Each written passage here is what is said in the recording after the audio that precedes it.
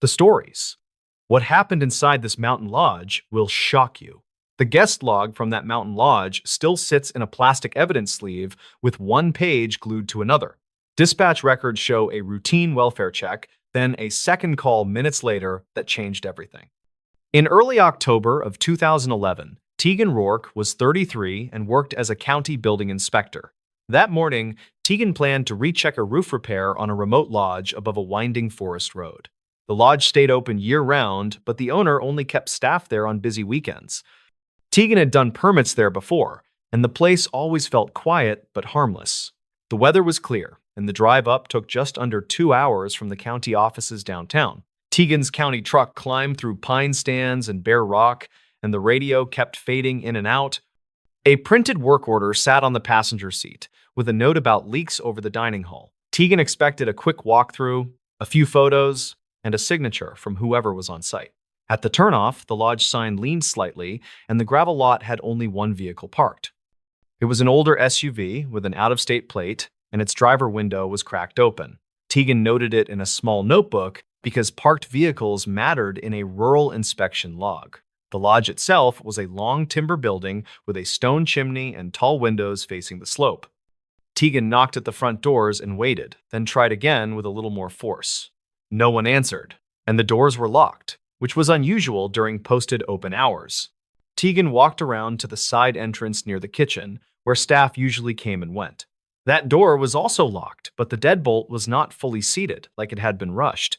Tegan called the owner's number from the permit file, and it went to voicemail after 4 rings. A text message sent, then stayed unread, and Tegan felt the first small pinch of worry.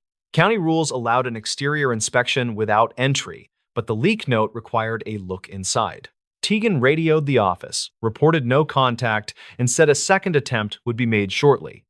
Tegan moved under the eaves and checked the roof line from the ground with binoculars.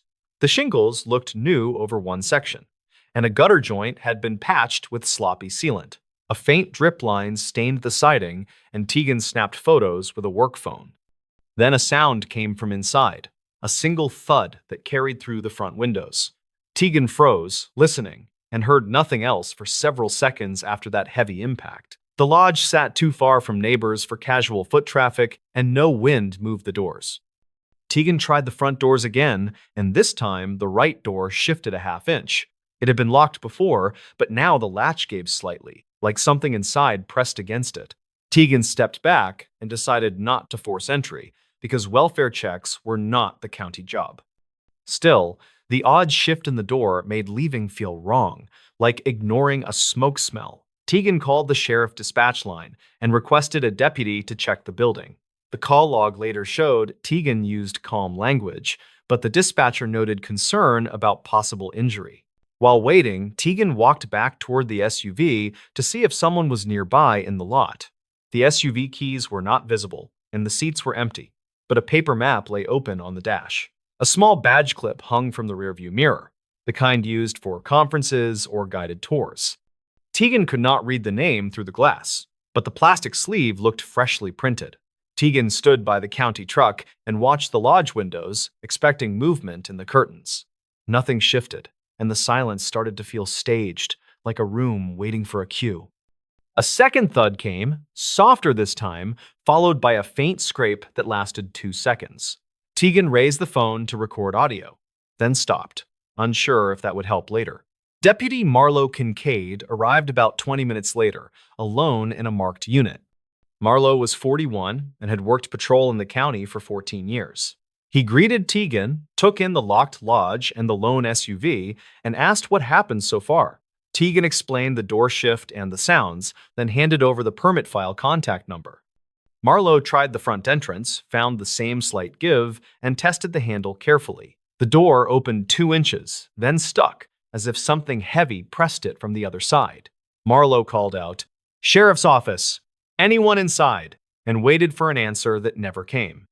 He motioned Tegan to stay back, then reached around the gap with a flashlight.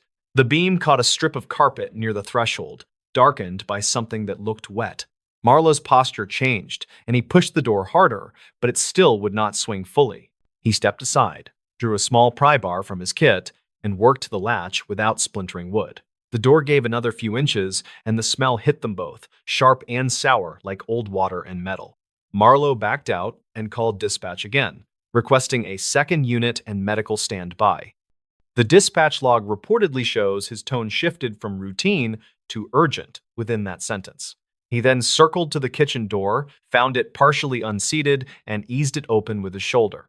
That entrance opened cleanly, and the two of them stepped into a dim hallway lined with framed photos. The lodge was colder inside than it should have been, like the heat had been off for hours. A small radio played faintly in the kitchen, but the volume was low, almost like it was meant to hide. Marlowe followed the sound toward the dining hall, moving slow and keeping Tegan behind him. The floorboards creaked, and a hanging light swayed slightly, though no air seemed to move. At the dining hall doorway, something blocked the opening from the far side. It was a chair tipped on its side, wedged against the door like a crude barricade. Marlowe pushed it away with his boot, and the doorway cleared enough to see the room. The tables were set for breakfast, but no food sat out, and the place looked paused mid-routine. Near the fireplace, a man lay on his back with one arm bent under him at an awkward angle. He wore a lodge, staff polo, and his face had bruising around one eye, older than a few minutes. Marlowe checked for response from a safe distance, then moved in and felt for a pulse. The man was cold, and Marlowe looked down at the floor beside him, where dried streaks ran toward the entry. Tegan stood in the doorway, trying not to stare, and focused on small details to stay steady. A lodge keyring lay near the man's hand, and one key was snapped clean in half. A thin line of clear fishing wire ran from the chair at the doorway to a table leg. It was tied tight, and Tegan saw it only because the flashlight glare caught its sheen. Marlowe followed the wire with his eyes, then cut it with a pocket knife to remove tension. He told Tegan to step back into the hallway, and Tegan did without arguing. He radioed dispatch again, and his short words suggested a deceased person and a possible scene. The radio response crackled, and for a moment, Tegan could not understand any of it through the static. While waiting for backup, Marlowe did a slow sweep without touching anything else. He checked the front entrance from inside and found the reason it would not open. A heavy rolling cart from the kitchen had been shoved against it, with towels stuffed under its wheels. The cart was positioned with care, like someone wanted the door to move just enough to tempt entry. The lodge office sat behind the front desk, and Marlowe could see light under its door. He tested the knob, found it locked, then noticed a second strand of wire at ankle height. That wire ran from the office door handle to a wall hook, like a tension trap. He stepped over it and stayed clear, then called out again to announce his presence. No one answered from the office, but a printer clicked once, then hummed as if waking. The sound was small, yet it made Tegan's stomach tighten, because it implied someone had been there. Marlowe kept his weapon holstered and used a mirror tool to look around the door edge. He saw no movement, then waited, like he was giving a hidden person time to make a choice. Backup arrived, along with a medic unit that stopped short when the scene was explained.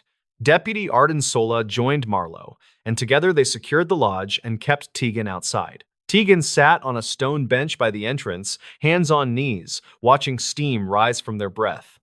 From that spot, Tegan noticed something odd about the SUV. The rear hatch was not fully latched. When Arden checked the SUV, she did not open it right away, but photographed the gap first. Inside the hatch, a duffel bag sat open with folders, a portable recorder, and extra badge clips. The badges all carried the lodge name, with a line that read, Guest Services Volunteer Weekend. None of the badges had a photo, only a blank square and a printed first name that looked generic. Arden set the bag aside as possible evidence and closed the hatch gently, leaving it for investigators. Detectives arrived later that afternoon, and the lodge became a sealed scene with tape and logs. Tegan gave a formal statement, repeating details, and was asked twice about the fishing wire. Tegan described where it was tied and how it caught the flashlight glare, and the detective wrote carefully. They also asked about the earlier thuds, and Tegan admitted the second scrape sounded like furniture moving. The detectives found another staff member in an upstairs room, alive but disoriented and dehydrated. She was named Lorna Vess, 36, and worked as a front desk clerk during weekends. Lorna reportedly said she had been locked in the room and her phone had been taken. She remembered arguing with someone she thought was a guest, then a sting in her neck, then darkness. In the office, investigators found a laptop open to a guest reservation list. Several names were typed in, then deleted, then typed again, like someone kept changing the plan. A printed sheet sat in the printer tray, warm to the touch, listing check-in times for people who never arrived.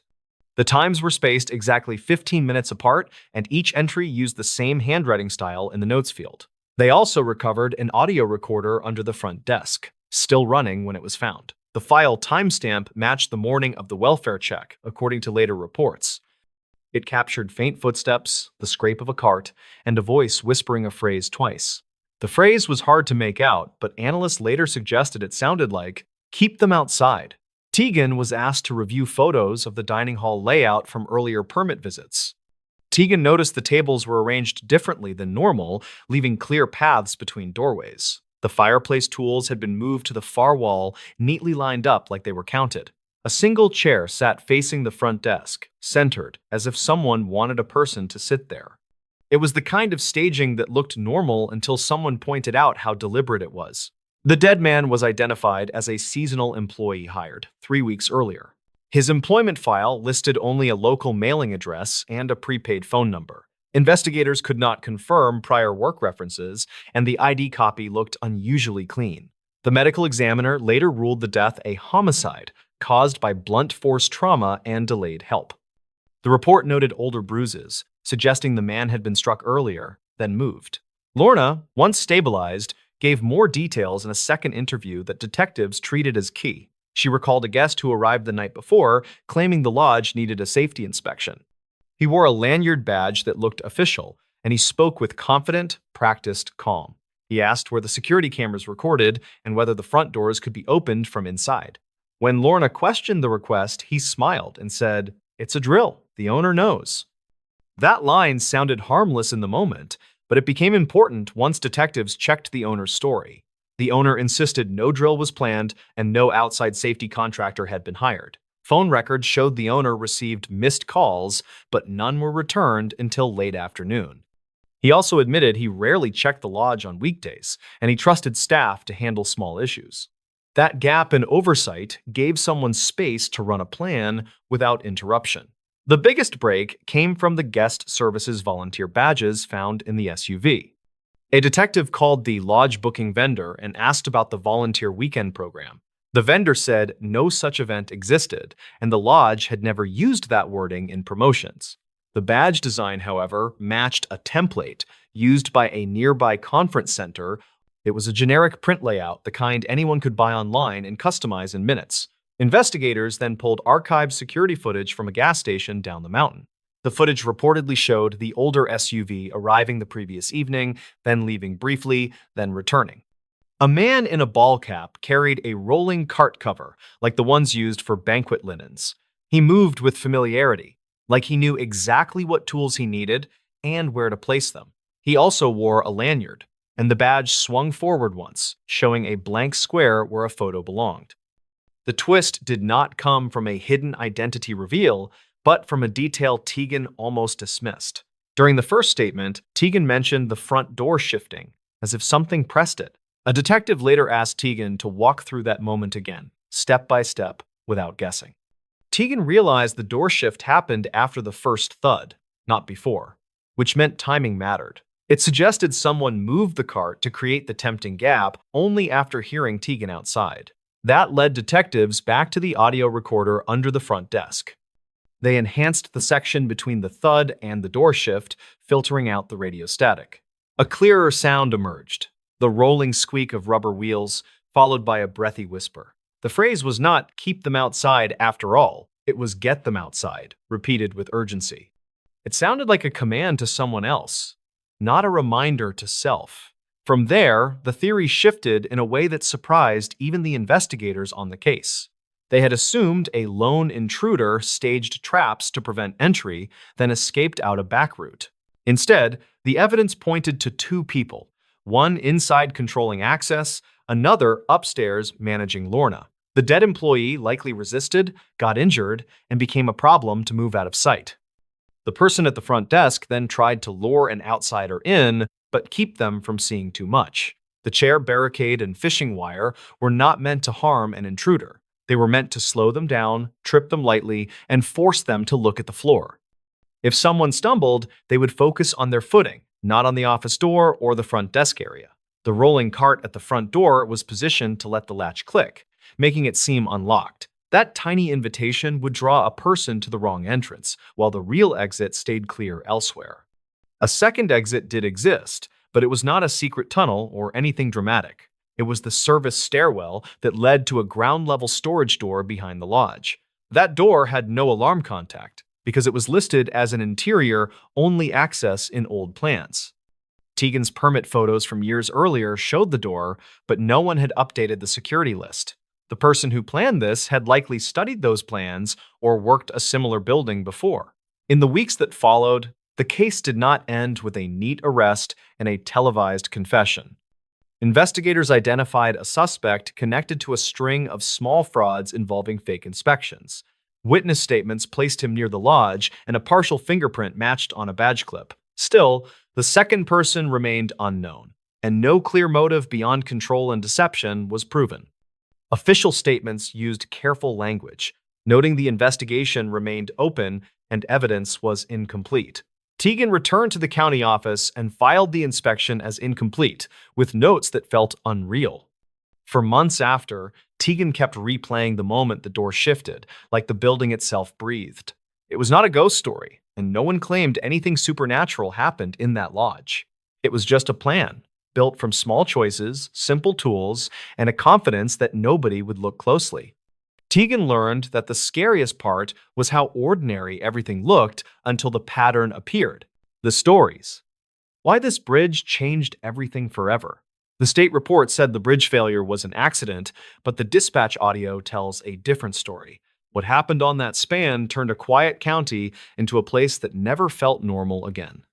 Tobin Rusk was 38, and he worked as a road inspector for a small transportation district. He drove a white pickup, carried a thick binder, and treated every complaint like it mattered. On a clear morning in late fall, he headed toward an old steel truss bridge outside a riverside town. The plan was simple. He would photograph rust spots and sign off on a routine maintenance note. The bridge was called Latham's Span on maps, though locals just called it the River Bridge. Tobin arrived before noon, and he noticed something that did not fit the usual pattern. Fresh orange cones sat near the north shoulder, but no crew truck was parked nearby. A hand-painted board leaned against the rail, and the warning looked rushed and uneven. It said, "Do not stop on bridge," and the letters were thick like they were done in panic. Tobin parked off the approach, and he walked the deck with his camera ready. Halfway across, he found a strip of new asphalt that cut straight across two lanes. It was not wide, but it was too clean, like someone patched a scar in the dark. He crouched near the patch, and he saw a faint line where the surface had been cut. Under the tar smell, there was another odor, sharp and metallic, like hot wiring insulation. Tobin took photos, then he pressed his knuckles to the asphalt to feel for warmth. It was cool, which meant the patch was not from last night like the cones suggested. A car passed behind him, and the driver slowed, then accelerated hard without looking. Tobin stood up, and he realized there were no pedestrians, no fishing gear, no stopped traffic. The bridge felt avoided, like the whole county agreed to keep moving. Back at his truck, Tobin opened his binder and reviewed the last inspection notes. The prior entry, dated 2 months earlier, mentioned only paint flaking and minor bolt corrosion. There was no note about any patch and no mention of cones, boards, or emergency repairs. He called the district office, and the receptionist said no work order was scheduled there. Tobin asked about unplanned repairs, and she said none were approved that week. He thanked her, then he called the county dispatch non-emergency line for any recent incidents. The dispatcher hesitated, then said there had been a call, but the log was restricted. Tobin drove to the county building, and he signed a form to request older audio. He had done this before after crashes, so the clerk recognized his face and his patience. She printed a receipt, then she said the archive could take a few days to release files. Tobin did not argue, but he asked if the clerk could at least confirm the date. She leaned closer and whispered a date, then wrote it on a sticky note for him. It was from the previous weekend, which made no sense for a bridge with no visible damage. Tobin left with a bad feeling, and he drove straight to the nearest gas station by the river. An older man behind the counter watched Tobin's reflective vest and the camera on his seat. Tobin bought coffee, then asked if anyone had been working on the bridge recently. The man said no crews, but he said he heard sirens on Saturday night near the water. He added that 2 sheriff units blocked the south approach for almost an hour. Tobin asked why, and the man shrugged and said it looked like a training exercise. That word stuck because the sheriff department did not train on that bridge in winter. Tobin asked if anyone filmed it, and the man pointed at a small sign about security cameras. The gas station had a camera facing the road, but it only held footage for a short window. Tobin asked the manager, and she agreed to review the Saturday night clip with him. They stood in a back office, and the monitor showed a black SUV stopping near the bridge. 2 vehicles arrived behind it, both unmarked, and their lights flashed once, then went dark. A man in a hood walked toward the bridge with something long, carried like a pipe.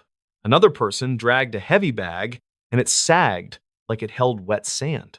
The footage was grainy, but the timing matched the sticky note date from the clerk. Tobin asked the manager to save the clip, and she said she could export it to a drive. He gave her a fresh one from his glove box. Then he wrote his phone number on tape. As he left, a woman pumping gas stared at him. Then she looked away too fast. Tobin approached her carefully, and he asked if she lived nearby or crossed the bridge often. She said she used to, but she stopped after hearing a strange sound at night. Tobin asked what sound, and she said it was a deep thump, followed by a light ringing.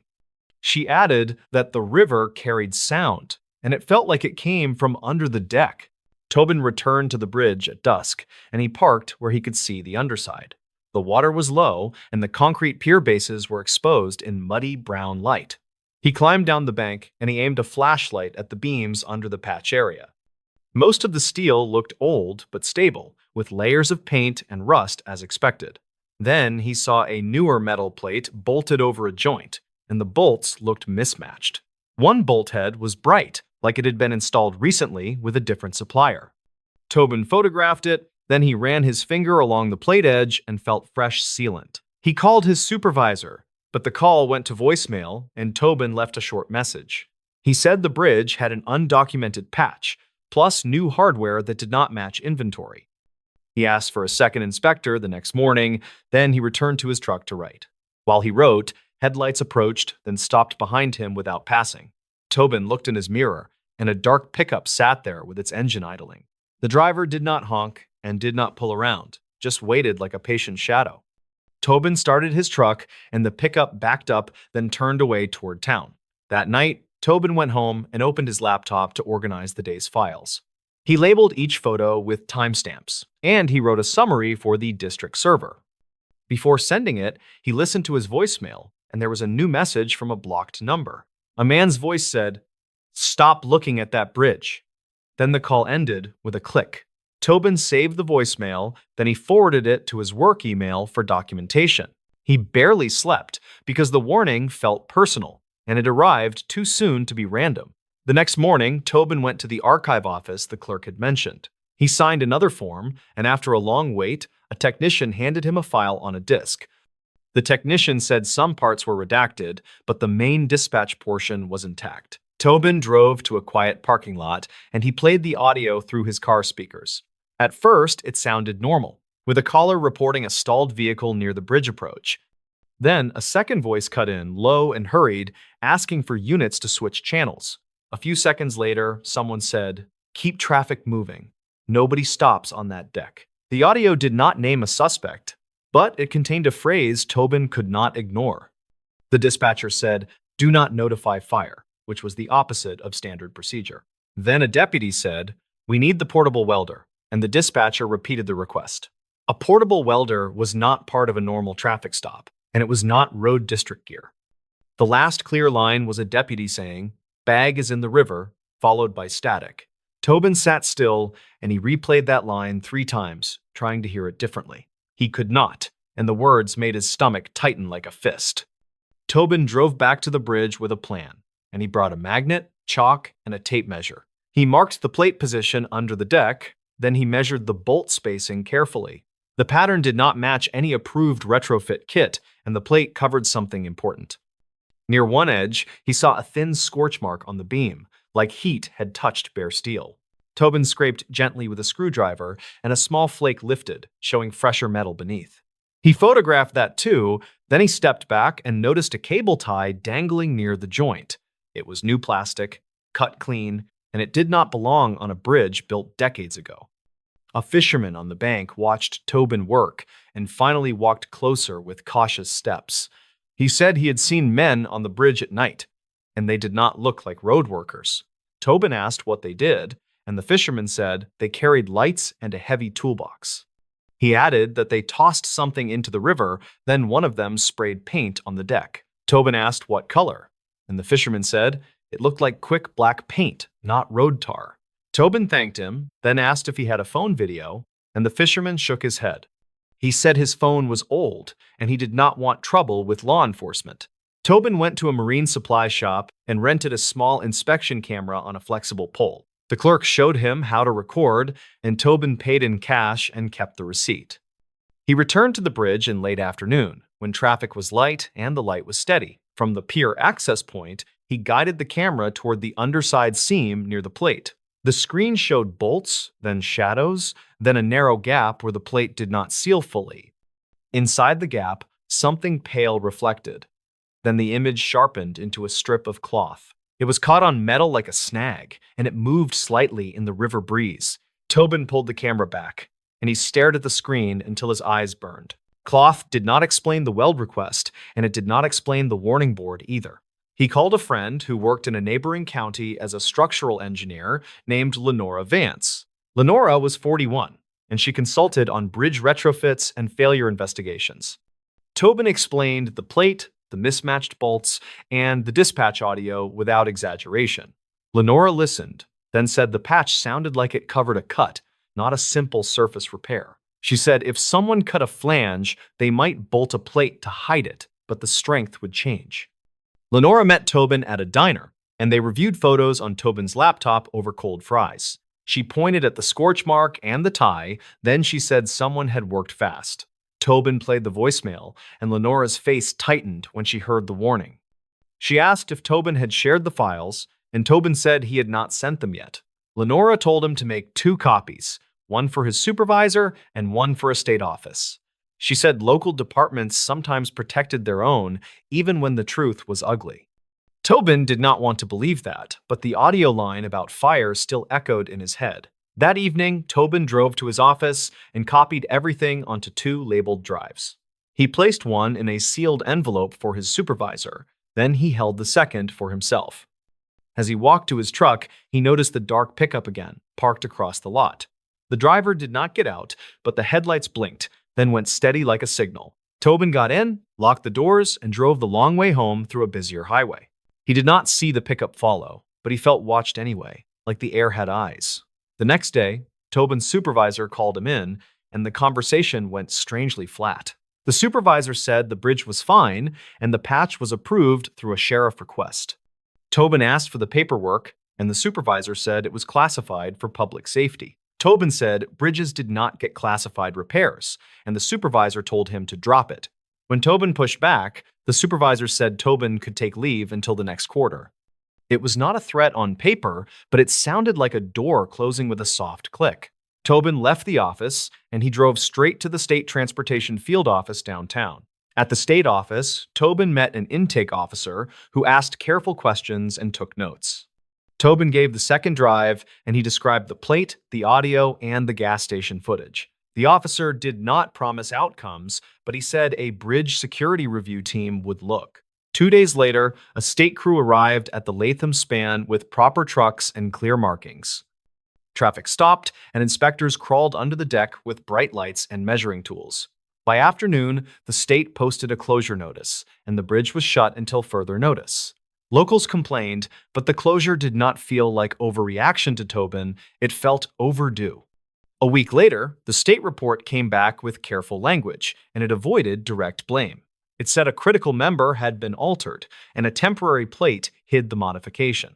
It said the alteration reduced safety margins, especially under heavy load and temperature shifts. Tobin asked the state officer what alteration meant, and the officer said someone cut the steel. The officer added that the cut looked deliberate, not corrosion, and tool marks were visible. Tobin thought about the portable welder request and the line about the bag in the river. He realized the bridge had not been repaired to protect drivers. It had been altered to hide something. The twist came from the marine camera clip, which the state team enhanced frame by frame. The pale cloth was not random. It was part of a high-visibility vest, torn on sharp steel. Under the vest, the camera caught a small badge tab, the kind used on county-issued uniforms. That explained the redacted dispatch log, and it explained the order not to notify fire crews. Someone had gone over the rail that night, and the people in charge tried to erase it. They cut steel to remove a mounted camera bracket, then patched and plated to cover the scars. The bag in the river, according to a later witness statement, held the broken camera and the bracket. The state never released the full identity of the person who fell, at least not publicly. Rumors spread anyway, and each version made the town quieter, more suspicious, and more tired.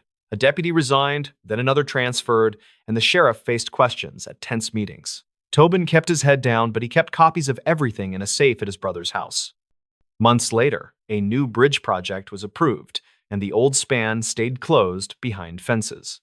People still drove out to look at it, like a scar they could not stop touching. They called it the bridge that changed everything, because after that, nobody trusted easy answers.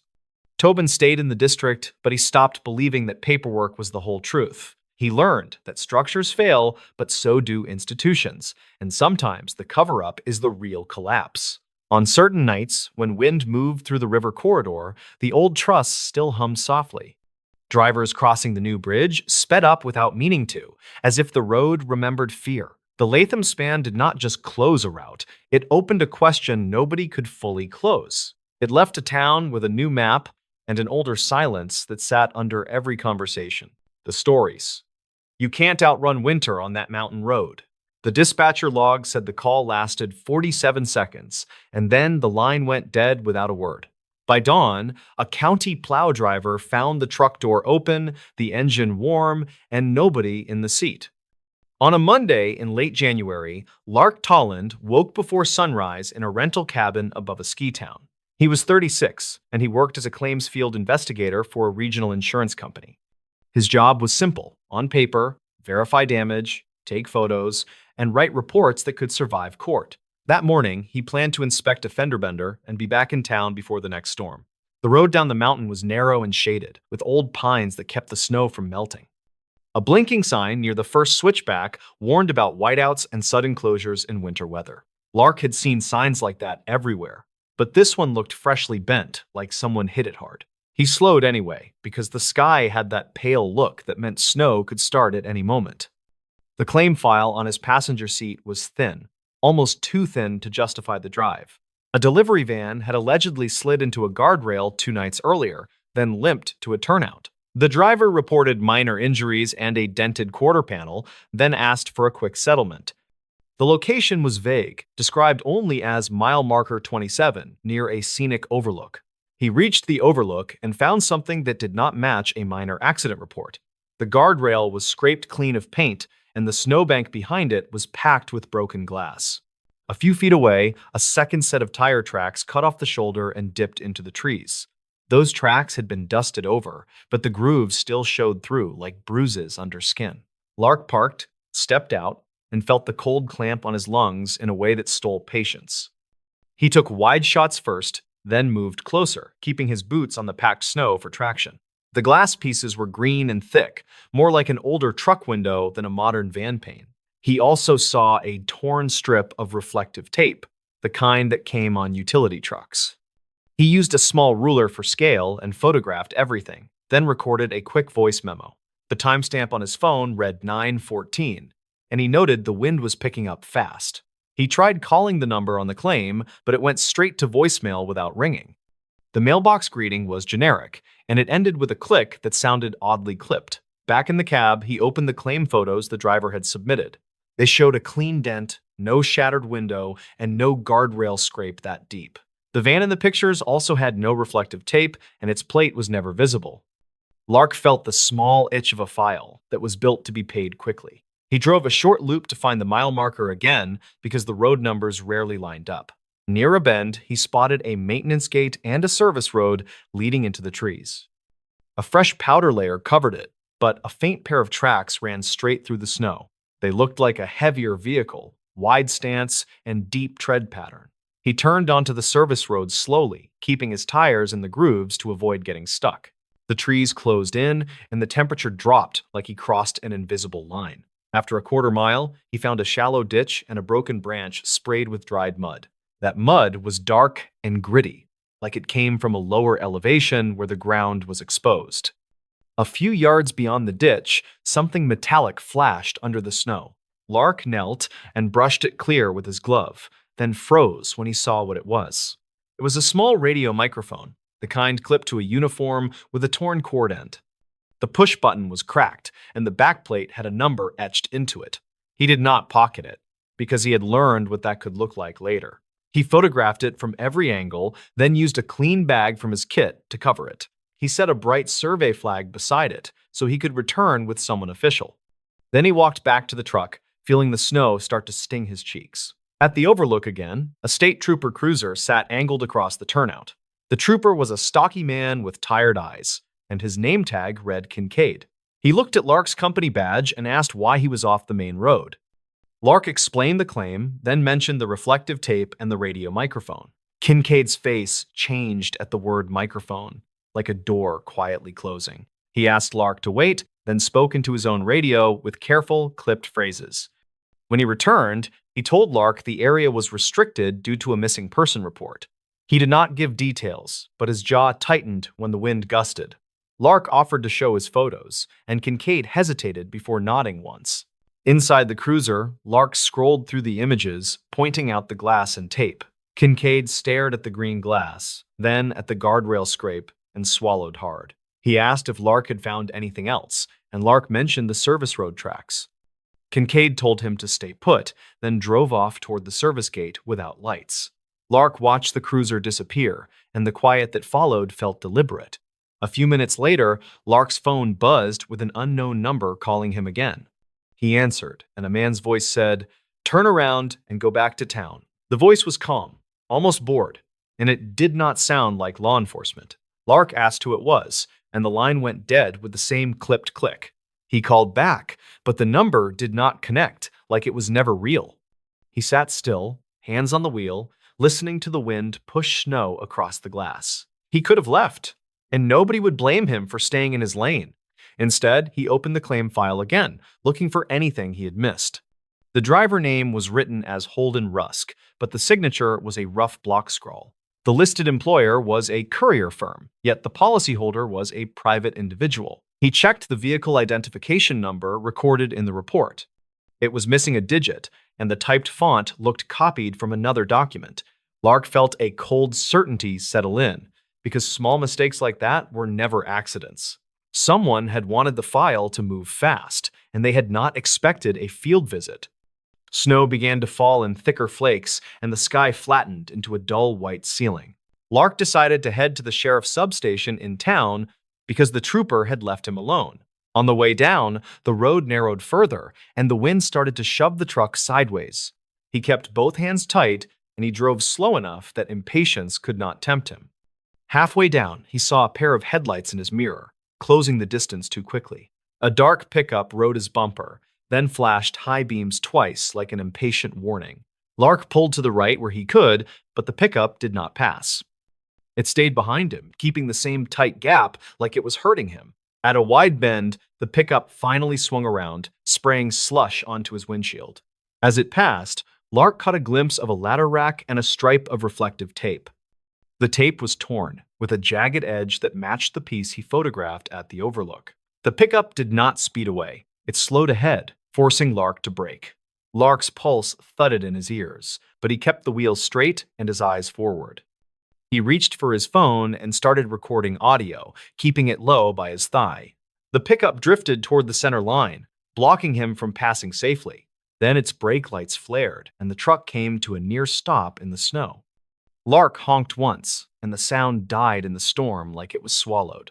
A door opened on the pickup, and a figure stepped out wearing a dark coat and a hood.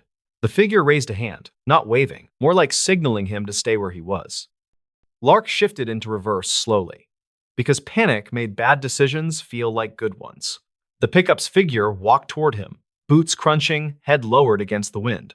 Lark kept backing, inches at a time, watching the road edge in his side mirror. His tires started to slip on the packed snow, and the engine strained. He stopped reversing, because another foot would put him into the ditch. The figure reached his driver door and tapped the window with two knuckles. Lark did not roll it down, and he did not unlock the door. He held up his badge through the glass and said, "I'm going to the sheriff right now." The figure leaned close, and Lark saw a beard and a pale scar under one eye. The man said, "You don't want to be out here when the road closes." His voice was the same calm voice from the phone, and it carried like he was unbothered. Lark said, "Move your truck, or I'm calling this in as a threat." The man smiled once, and it looked practiced. Then he stepped back. He walked to the pickup and climbed in, and the truck rolled forward again. Lark followed at a safer distance, keeping the audio recording running. The pickup took the next turnout suddenly, then vanished into the trees. Lark did not follow, because the lesson was clear. Someone knew exactly where he was. In town, the sheriff's substation was warm and smelled like coffee and wet wool. A deputy with a tired face took his statement, then asked him to wait in the lobby. After 10 minutes, Sheriff Rel Marston came out, coat still dusted with snow. He was in his late 50s, and his eyes looked like they had missed too much sleep. Marston introduced himself and listened without interrupting, hands folded behind his back. Lark showed the photos, the claim file, and the audio clip of the bearded man's warning. Marston nodded slowly, then asked if Lark had shared the microphone find with anyone else. Lark said he only told Trooper Kincaid, and Marston's mouth tightened at the name. Marston stepped into an office and made 2 calls, speaking low and careful. When he returned, he said a plow operator had reported an abandoned utility truck up the mountain. The operator said the door was open, the engine was warm, and a radio mic was missing. That matched Lark's find, and it matched the green glass scattered near the guardrail. Marston said the missing person was a county road technician, last seen checking a sensor array. Lark asked why a road technician would be connected to an insurance claim. Marston replied that it might be a distraction, or it might be a way to move a vehicle quietly. He said dispatch had received a strange call the previous night from a payphone near the mountain lodge. The caller reported a crash location, then hung up before answering any follow-up questions. The report was logged, but the storm had delayed a response until morning. Marston asked Lark to forward the claim documents, and Lark did it from his email app. Then Marston asked for the unknown number that called him, and Lark gave it. A deputy ran it through their system, and it returned as an unassigned routing number. Marston said that could happen with certain internet calling tools, and his face stayed flat. By afternoon, the storm thickened, and the mountain road closed behind the plows. Lark stayed in town, because leaving would mean returning to the same road in worse weather. Marston offered him a spare desk, and Lark spent hours comparing times and photos. He zoomed in on the claim images, looking for reflections, signage, and anything that anchored location. In one picture, he noticed a faint signage behind the van, showing a shape of a pine logo. That logo matched the ski area, not the overlook, and the snowbanks were shaped differently. The van photos had been taken in a plowed lot, not on a mountain shoulder. It meant the crash never happened where the claim said it did. Lark pointed it out, and Marston asked his deputy to pull traffic camera footage from the town entrance. The footage was grainy, but it showed a dark pickup with a ladder rack entering town 2 nights earlier.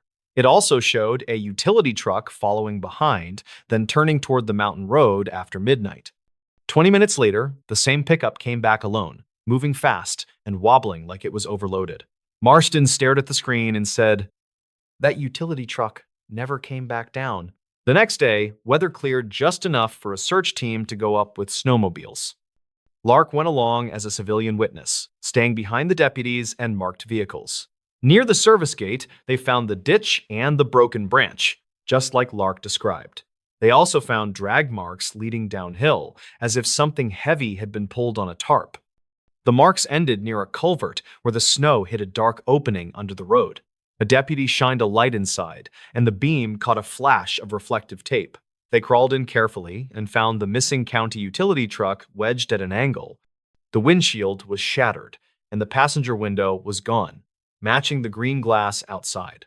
There was no body in the cab, but there was a flashlight, a notebook, and a torn jacket sleeve. The notebook was damp but readable, and it looked like field notes. It listed sensor readings and timestamps, and then a final line that made Marston go quiet. The last entry said, "Saw an unmarked truck by the sensor box, driver wearing a fake badge." It ended with the words, "Call dispatch now," and then the ink smeared like the pen slipped. Marston said the technician had likely interrupted a theft because those sensor boxes used copper wiring. Copper theft was common, and crews sometimes got targeted because they worked alone at odd hours. But the fake badge detail changed things because it suggested planning, not opportunistic stealing.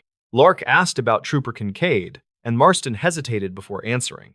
Marston said Kincaid was on administrative leave pending an internal review. He said a witness had reported seeing a cruiser near the service road around the time of the crash. That witness also described the trooper speaking with a bearded man by a pickup with a ladder rack. Marston did not accuse anyone outright, but the tightness in his voice carried the implication. Back at the substation, Marston received a call from state investigators. They had traced the fake claim documents to a printer at a small office rental in a nearby city. The office had been rented under a false name, paid in cash, and emptied the day after the storm. But a trash bin behind the building held a crumpled page with a copied policy template. On that page was a scribbled note that matched the etched number on the radio microphone. The etched number turned out to be an inventory tag from the county road department. It meant someone had handled the microphone long enough to scratch it, then dropped it in the snow. Lark realized the microphone was not lost during the crash. It was removed on purpose. The person who called him had tried to push him off the mountain before he connected the pieces. The winter storm was not just weather, it was cover, and it arrived right on schedule. 2 weeks later, the technician was found alive in a remote hunting shed below the tree line. Reportedly, he had a concussion and frostbite, and he had been too confused to find the road. Searchers found him after a dog caught his scent near the creek, then led handlers uphill. He told investigators he remembered voices, a flashlight in his face, and someone saying, "No witnesses." He also remembered a radio crackle, then silence, as if the battery had been pulled. The case did not wrap neatly, and Lark never claimed it did. There were reports of arrests tied to theft rings, and there were rumors about internal misconduct. What stayed solid were the logs, the camera clips, and the small mismatches that started it all. A bent warning sign, glass the wrong color, and reflective tape that did not belong on a van. When Lark finally drove home, the mountain road was open and sunny, but he still gripped the wheel hard. He stopped once at the overlook and looked at the guardrail, now patched and repainted. It looked normal again, which was the point of winter. It erased the edges fast. But in his report, the photos stayed sharp, and the timestamps stayed honest. The stories. Paramedic who broke protocol after the storm. The run sheet said the call never happened, but 3 witnesses remembered the ambulance anyway. The medic who signed it broke protocol, and the storm was only part of the reason. In early September of 2019, Reeve Donlin was 39 and worked as a paramedic for a county EMS service. He lived in a small river town in the Midwest, where storms tore up trees and power lines every summer. That morning, the remnants of a hurricane had drifted inland, dumping rain hard for hours. By noon, the river spilled into streets, and the dispatch center started stacking calls like plates. Reeve showed up for a 12-hour shift with dry socks, extra gloves, and a calm face. His partner, Talia Mendez, was 27 and a brand new EMT who still checked everything twice. They stocked the truck, ran their radio check, and waited in the bay with doors open. The supervisor told crews to stage on high ground and avoid floodwater. No exceptions today. Reeve nodded like always, but his eyes stayed on the weather map taped to the wall. He had worked enough storms to know the map never showed the small disasters. Their first calls were simple: a fall in a dark stairwell, a diabetic who ran out of insulin. They moved slow because debris made every street feel like a maze. Around 4:30, the radio crackled with a priority tone that made Talia sit up straight. Dispatch gave an address near the river, then stopped and corrected it to a cross street. The dispatcher's voice sounded tight, like she had been arguing with someone off mic. The notes said, "Possible trapped person, caller unsure, water rising, The supervisor came on next and repeated the standing order about not entering flood zones. Reeve keyed up and asked if fire was en route for water rescue support. The supervisor said resources were thin and crews should not self-deploy into danger. Reeve acknowledged, then stared at the tablet, reading the caller number and name. The caller name matched someone Reeve recognized from a prior overdose call, a man named Kester Vale. Kester lived in a rental house near the river with a porch that sagged like a tired jaw. Reeve remembered Kester as loud, scared, and protective of his younger sister. That sister, Marlon Vale, had asthma and a heart condition, according to old chart notes. Reeve also remembered the last crew found their smoke detectors missing. Talia asked if they should stage at the edge and wait for fire, like they were told. Reeve said yes, but he turned the wheel toward the river anyway, taking the shortest route. They stopped where the pavement dipped into brown water and the barricade floated sideways. A neighbor waved both arms from a driveway, yelling something that the rain swallowed. Reeve got out, boots sinking in mud, and asked where the caller was. The neighbor pointed at the Vale house, and the porch light blinked like a weak heartbeat. Water covered the front steps, and the yard looked like a shallow lake. Kester stood at a window, banging on the glass with his palm, face pale and furious. Reeve walked closer until the water reached his knees, then stopped and assessed. He could see Marlon inside, sitting on the couch, shoulders hunched, breathing fast. Talia stayed by the truck, scanning for drifting debris and watching the water level. Reeve called fire dispatch on the radio and asked again for a rescue team. The dispatcher said units were tied up and an estimated arrival time was unknown. Kester slammed the window again and shouted, "She can't breathe! She's turning gray!" Reeve looked at Marlon's lips, and even through glass, he saw a bluish tint. Protocol said, "Wait, do not enter moving water, do not compromise the crew for one patient." Reeve knew the rule, and he had repeated it to rookies a dozen times. He also knew asthma did not politely pause while resources got sorted. He called his supervisor and described what he saw, then asked for permission to enter. The supervisor said no and added that any entry would be considered a direct violation. Reeve ended the call and took one more look at Marlon's posture and the panic in her eyes. He told Talia to keep the truck in place and to call for law and fire again. Talia asked if he was serious, and Reeve said, "Stay dry and keep eyes on me." Then he waded forward, one step at a time, feeling the push of water on his thighs. He reached the porch rail, grabbed it, and pulled himself to the door. Kester opened it fast, and the smell inside hit like wet carpet and old cigarettes. Reeve told Kester to move back, then stepped into ankle-deep water on the living room floor. Marlon tried to speak, but her words came out broken and thin. Reeve knelt beside her, checked her pulse, and listened to her lungs. The wheeze was tight, and her oxygen level on the finger clip was dropping fast. He reached for his kit and realized the bag was still with Talia at the truck. Reeve swore under his breath and asked Kester if they had any inhalers. Kester ran to a kitchen drawer and returned with a rescue inhaler with a cracked cap. Reeve checked the label and saw it was expired, but it was better than nothing. He coached Marlon through 2 puffs, then watched her chest keep fighting. Her breathing did not ease, and her hands started to tremble in a way Reeve did not like. He needed a nebulizer treatment and oxygen, and he needed it now. He asked Kester where the nearest high spot was, and Kester pointed toward a back window. Behind the house, the ground rose slightly, but the walkway was narrow and clogged with branches. Reeve decided to move Marlon out, even if it meant carrying her through water. He called to Talia through the open door, and his voice sounded small in the rain. Talia ran closer with the jump bag and the oxygen kit held over her head. She stopped at the waterline and looked at Reeve like she wanted to argue. Reeve told her to stay at the edge and hand him what he asked for. Talia slid the oxygen tubing and mask across the porch rail like a lifeline. Reeve put the mask on Marlon, opened the valve, and watched her shoulders loosen slightly. He set up the nebulizer with albuterol, hands steady even as water bumped his knees. Marlon's eyes stayed locked on him, desperate and trusting in a way that felt heavy. Kester hovered close, asking if she was dying, and Reeve told him to help by staying quiet. The treatment ran, and the wheeze softened, but it did not clear the way Reeve expected. That was when Reeve noticed bruising on Marlon's neck, faint fingerprints under damp hair. He did not react outwardly, but his mind filed it away with a cold click. He asked Marlon what happened before the breathing got bad, and she glanced at Kester first. Marlon said, I slipped, then looked down, then added, I fell in the hallway.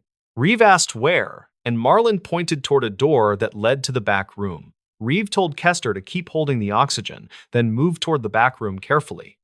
He opened the door and saw a mattress on the floor, a space heater, and a chain lock on the inside. The chain lock was mounted high, like it was meant to keep someone in, not keep someone out. There was also a phone on the mattress with a cracked screen, and it was powered off. Reeves stood still, hearing the rain outside, and felt the call shift in his gut. He returned to Marlon and asked if she had called 911 herself. Marlon shook her head, then nodded, then said, I tried, but it wouldn't work. Kester cut in and said the cell towers were down, and that was why he called from a neighbor. Reeve asked the neighbor's name, and Kester hesitated before answering. Talia caught that hesitation, and her eyes flicked to Reeve with a silent question. Marlon's breathing improved enough to move, so Reeve chose the back window exit. He and Kester carried her together, Reeve supporting her shoulders and Kester lifting her legs. They stepped into water again, pushing through branches, and Reeve kept talking to Marlon steadily. Talia followed along the higher edge, keeping oxygen flowing, watching for slips. They reached the small rise behind the house, where the mud was thick but not submerged. Reeve radioed that they had a patient and needed a clear route to transport. The supervisor replied with a clipped tone, asking why the crew entered the flood zone. Reeve said, patient was failing, no rescue resources available, and kept his voice controlled. The supervisor told them to return to staging and wait for fire to assist extraction. Reeve looked at Marlon, saw her lips still tinted, and decided he was done waiting. He loaded Marlon onto the stretcher on the high ground, then angled it toward a neighbor's driveway. The driveway sloped upward to dry pavement, and it was passable if they moved fast. They rolled the stretcher, wheels bouncing, while Kester ran ahead, clearing branches. Talia stayed near the head of the stretcher, keeping the mask sealed, face tense and focused. They got Marlon into the ambulance and started toward the hospital without lights to avoid debris panic. On the way, Reeve documented everything out loud so the dash audio captured it. He said arrival time, patient condition, oxygen levels, treatment given, and response observed. He also said noted bruising on neck, pattern consistent with grip, keeping the tone neutral. Talia stared at him, surprised, then looked back to Marlon, who had drifted into shallow sleep. Reeve called the receiving hospital and gave a report, including the bruising and the locked room.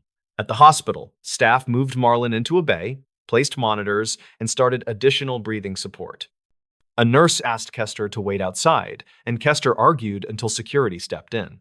Reeve watched Kester's eyes, calculating and angry, then watched him step back too quickly. Talia whispered, "That didn't feel right," and Reeve nodded without looking at her. He finished the electronic chart, then paused at the signature line.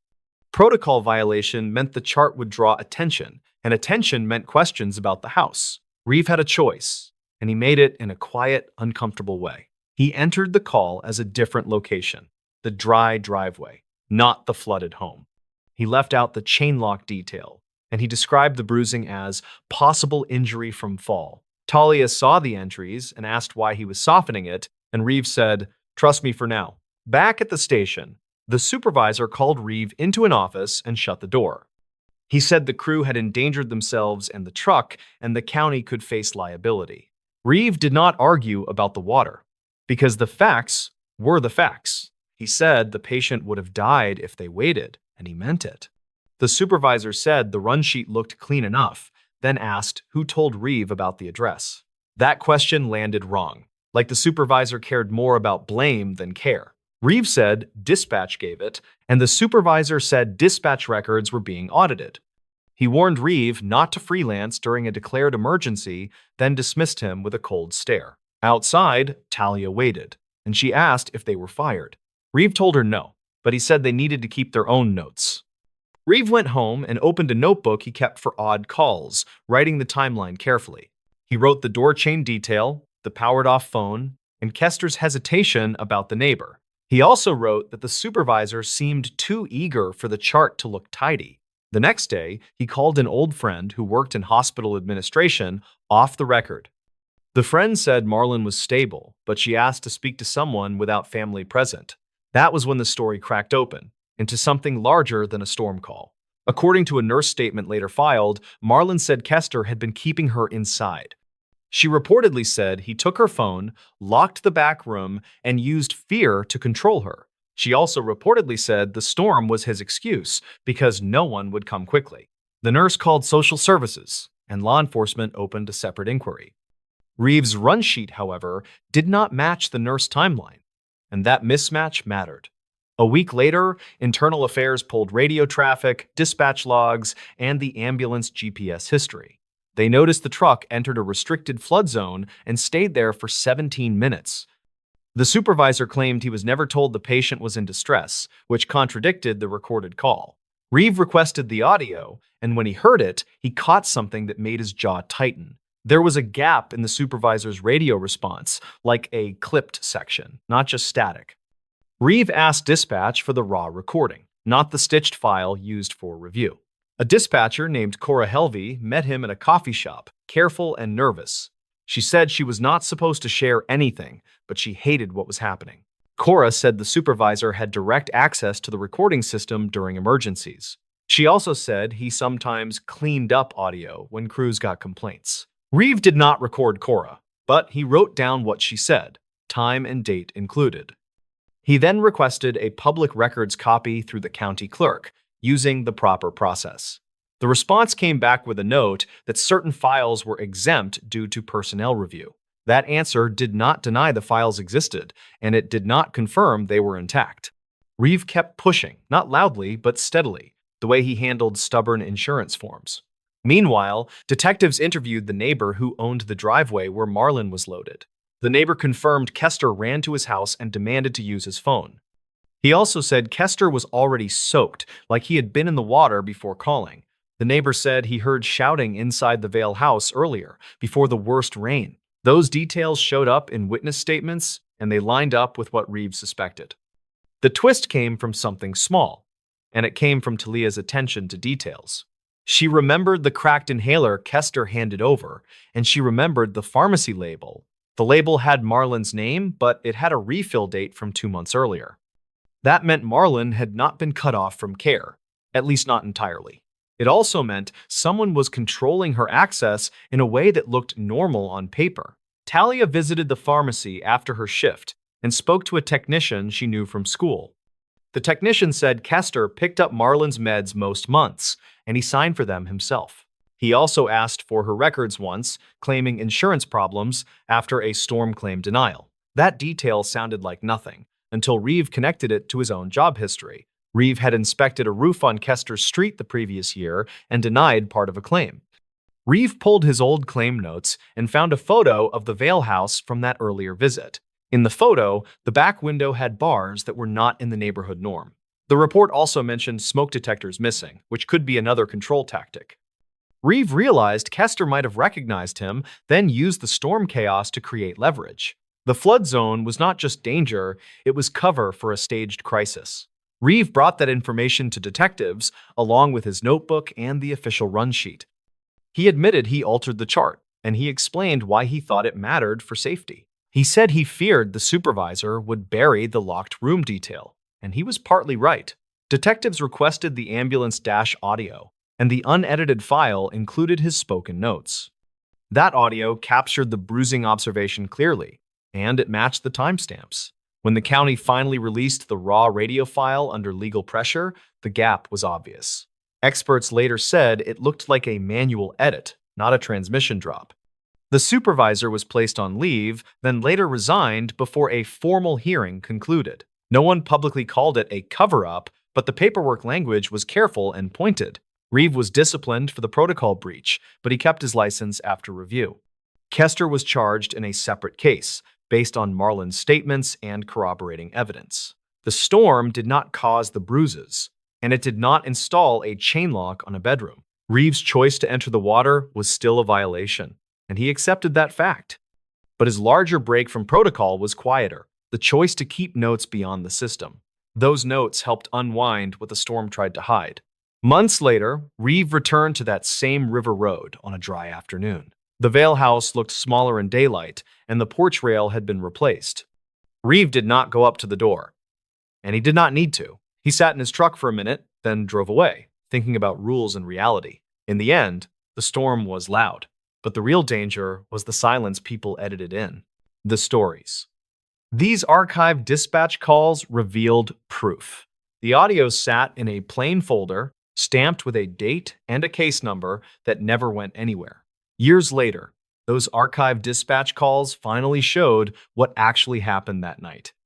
Blaine Hargrove was 42, and he produced local radio stories for a small station in the Desert West.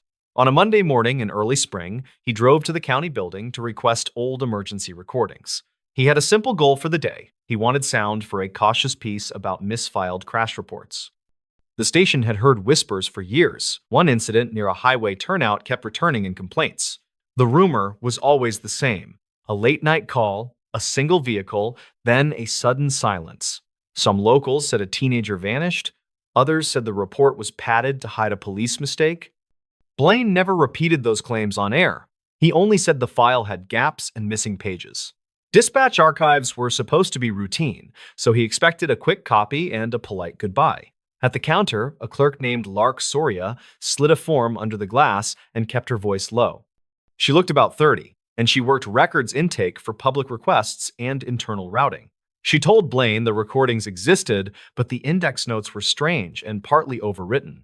Blaine asked what that meant, and she shrugged, like she did not want the answer either.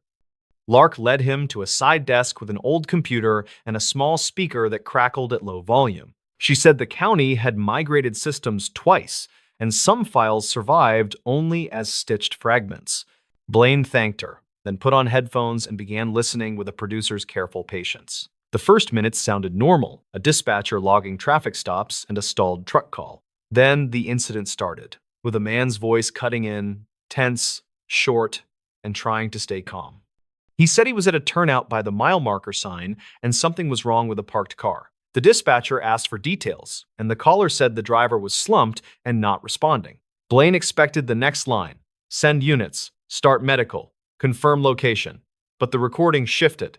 A second dispatcher voice appeared, sharper, and it used a call sign Blaine did not recognize. It ordered a unit to break off, then told another unit to hold traffic and wait for a supervisor.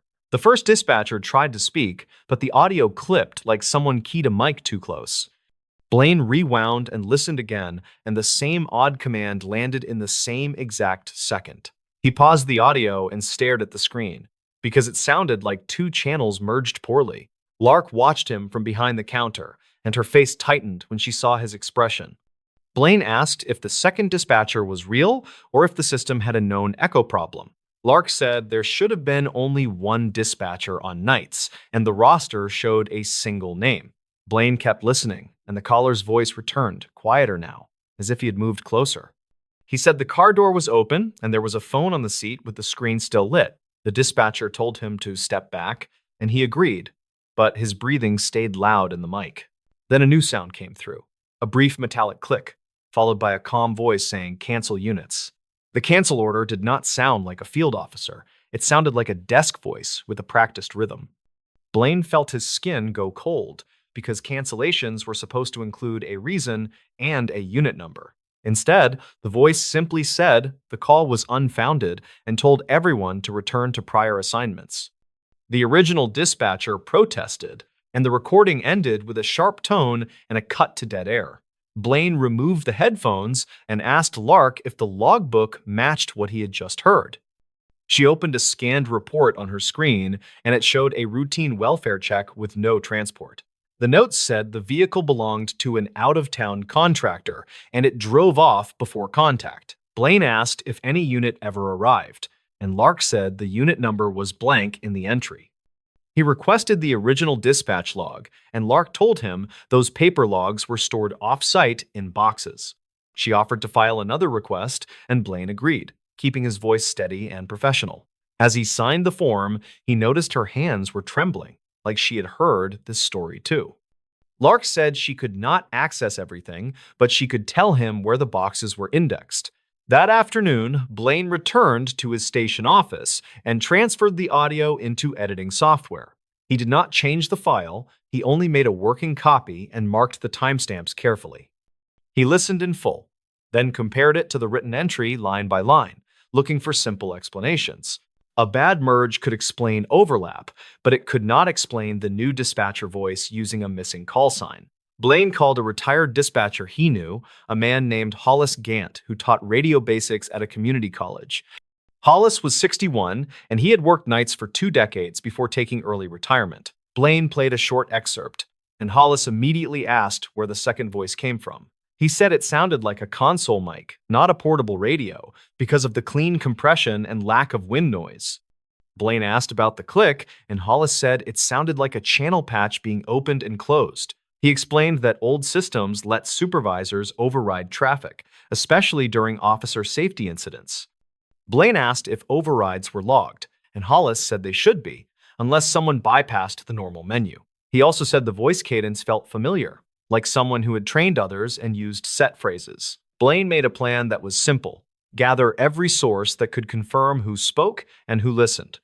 He requested the off-site paper logs, the unit assignment roster, and the maintenance notes for the dispatch console. He also tracked down the original caller, using the case number tied to the partial record index. The contact address was outdated, but a utility record pointed to a forwarding box in a coastal town. A week later, Blaine reached the caller by phone, and the man sounded older than expected. His name was Keir Lamb. He was 50, and he worked as a forklift mechanic for a shipping yard. Keir said he had avoided interviews for years because he felt stupid and scared about that night. He agreed to talk off the record first, as long as Blaine did not use his name on air. Keir said he had been driving home late, and he pulled into the turnout to make a quick call. He noticed a sedan with its driver door open and a person inside who did not respond. He called emergency services from a flip phone, and he remembered the dispatcher voice clearly. He also remembered someone else talking over her, like a second person in the same room. Keir said he heard the cancel order, and it did not come through the phone speaker. He said it came from behind him, like someone standing near the turnout speaking into a handheld radio. Blaine asked if Keir saw anyone, and Keir said he saw a dark SUV with no light bar. It rolled in slow, stopped without headlights, and someone stepped out and told him to leave. Keir said the person was not in uniform, but he held a radio and spoke like he belonged there. He told Keir, "Go home. You didn't see anything, and you don't want trouble." Keir left because he believed him, and because his phone screen had gone dark as if the call dropped. He drove straight home, and he did not sleep, because he kept imagining the open car door in the wind. Blaine asked why Keir never filed a complaint, and Keir said he tried once, then got warned again. He said a man called his house the next day and knew details that were not in the public record. The man told him the county had it handled and said his job could get complicated if he kept talking. Keir said he had a kid at home then, and he chose silence, even though it still bothered him. Blaine compared Keir's memory to the audio again, and one detail stood out in a new way. The cancel voice sounded like it came through the dispatch system, but Keir remembered hearing it nearby. That meant someone on scene repeated the cancel order, or someone on scene caused it to happen. Blaine needed more than a feeling. He needed a solid chain from the console to the turnout. When the off-site boxes arrived, Lark called Blaine and told him to come in after lunch. She met him with a cart of binders and a warning. The pages smelled like smoke and old tape. Blaine thanked her, then began photographing entries with his phone, keeping the dates aligned. The log for that night included the initial call, but the next lines were torn out cleanly. The tier was too neat for age, like someone removed a strip on purpose and then filed the rest. Blaine asked Lark who handled archives back then, and she said a supervisor managed retention compliance. She gave Blaine a name that was public in old payroll records, a dispatch supervisor known for strict control. Blaine did not repeat the name in his notes. He wrote only supervisor and the year. Blaine requested the maintenance notes next, hoping they would show a console override or a repair ticket. The county replied with a short letter saying no relevant notes existed due to a purge policy. Blaine appealed the response and included dates and system model references from public purchasing records. 2 days later, a different clerk emailed a scan that had been missed, a single page with a service code. The page referenced a patch panel fault, and it listed a time within minutes of the turnout call. It also listed a technician sign-off, and the signature matched the supervisor's initials in the payroll files. Blaine showed the page to Hollis. and Hollis frowned and said that was not a technician's signature. He said it looked like a supervisor signing to close a ticket without an actual repair. Blaine now had three things that aligned: an overwritten index, torn log lines, and an odd console patch record. Still, none of it proved who issued the cancel order, and none of it proved why. He needed the one thing most people ignored: the background noise that rides under speech. So he took the working copy and asked an audio engineer at the station to run a clean analysis. The engineer, a woman named Tamsin Rowe, was 35 and had built her career restoring old interview tape. She listened with good headphones, then zoomed into the waveform around the metallic click. She said there was a second click under the first, offset by a fraction of a second. She explained it sounded like a desk foot switch, followed by a handheld transmit button. Tamsin also noticed something stranger: a low tone under the cancel voice that stayed constant. She said it sounded like an air conditioner fan, the kind found in small office rooms. Then, she compared it to the first dispatcher voice, and the fan tone was different and steadier. That suggested the cancel voice was recorded in a different room, then patched into the main channel. Blaine asked if that could happen, and Tamsin said yes, if someone used a training room console. Some centers had a second console for drills, and it could be patched into live traffic in emergencies. Blaine asked who had access, and Tamsin said supervisors and trainers usually had the keys. Blaine felt the story tightening because a trainer would know exactly how to sound calm on a bad night. He returned to the county building and asked Lark one careful question: did the dispatch center have a training console then? Lark hesitated, then said the old floor plan showed a side room labeled instruction booth. She said it was removed during renovations, but it existed in that era and shared wiring with the main floor. Blaine asked if the booth had its own mic, and she said yes, and it had a direct patch switch. Blaine still did not have the motive, and he did not want to guess at it. So he looked at what else happened that night, and he found something buried in unrelated paperwork. A property sheet showed a large cash seizure from a traffic stop logged into the evidence room at midnight. The next morning, the cash was reported short, and the report blamed a counting error and got closed. Blaine lined up the times, and the turnout call landed right between the evidence log and the cash discrepancy report. He asked Hollis if a fake emergency could pull units off the road, and Hollis said it was a classic trick. A welfare check at a turnout would draw patrol, and it would also distract dispatch from monitoring internal doors. If someone needed 5 minutes alone, a sudden call and a sudden cancel could make that window. Blaine called Keir again and asked about the dark SUV, and Keir described it in more detail. He said it had a State Fleet plate and a small antenna cluster like a communications vehicle. He said the driver who spoke to him wore a plain jacket, but carried himself like a supervisor. Keir also said the sedan in the turnout was not in bad shape. It looked staged, like it had been parked carefully. Blaine realized the proof was not just in what the dispatch calls said, it was in what they avoided saying. No one ever confirmed a unit arrival, no one ever logged a plate check, and no one asked for medical priority. The call was designed to be started and stopped quickly, without the normal steps that create paper trails. That meant the person controlling it knew policy, and knew exactly which parts to skip. Blaine requested one more thing: the building entry logs for the dispatch center on that night. The county said those logs did not exist anymore, but a facilities contractor had kept backups for billing disputes. After more calls, Blaine obtained a scanned badge report that showed door activity after midnight. It showed the supervisor badge opening the training booth door, then the evidence room hallway door minutes later. Blaine sat with Tamsin and Hollis and listened to the key moments again, with the badge report in hand. They played the click, the cancel voice, and the sharp cut to dead air. Hollis said the cut sounded like a manual stop, not a system end, because the tail tone was missing. Tamsin said the handheld click matched a portable radio nearby, which fit Keir hearing a voice behind him. Blaine had to be careful, because proof can still be misunderstood if the story gets rushed. He wrote a timeline using only documents, audio artifacts, and witness statements that could be verified.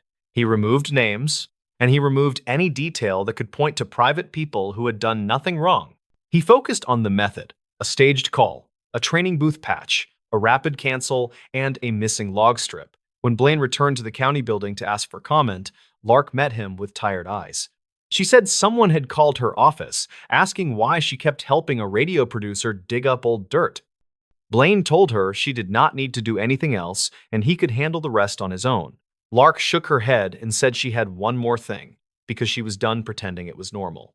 She handed him a photocopy of an internal memo, filed as a training note but written like a warning. It instructed staff to route certain audio requests to supervision, and it referenced the turnout call by date. The memo used the phrase proof risk, and it ordered that no copies be made outside official review. Lark said she found it in a misfiled binder, and it had never been scanned into the public index. Blaine read the memo twice, then folded it and placed it in a plain envelope with his notes. The proof was not a confession, but it was a paper trail showing someone feared what the audio contained. He thanked Lark, and she asked one question. "Are you going to put this out there?"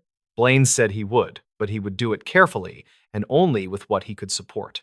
The final piece came from a place Blaine did not expect, a voicemail from an old number he had called weeks earlier.